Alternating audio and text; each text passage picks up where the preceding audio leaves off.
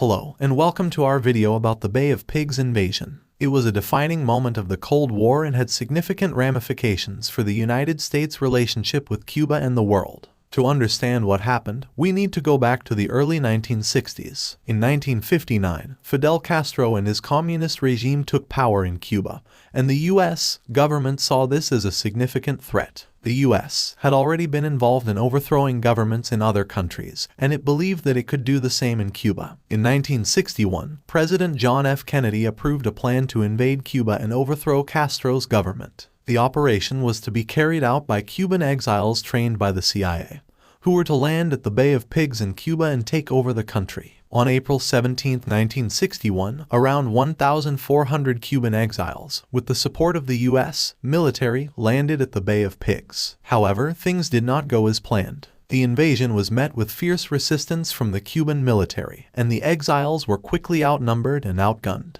Despite receiving air support from the U.S., the exiles were unable to make significant progress and were eventually defeated by the Cuban military. The consequences of the Bay of Pigs invasion were significant. The operation was a complete failure, and it had embarrassing consequences for the United States. The U.S. was seen as an aggressor, and it damaged its reputation in the eyes of the international community. The invasion also led to increased tensions between the U.S. and Cuba, and it further strengthened the resolve of Fidel Castro and the Cuban government. In conclusion, the Bay of Pigs invasion was a pivotal moment in history that had significant consequences for the United States and Cuba. It was a failed attempt to overthrow the Cuban government, and it damaged the U.S. reputation on the world stage. The operation also had long-term ramifications, leading to increased tensions between the U.S. and Cuba and strengthening the resolve of Fidel Castro and the communist government. The Bay of Pigs invasion remains a cautionary tale for those who seek to use military force to achieve their political goals.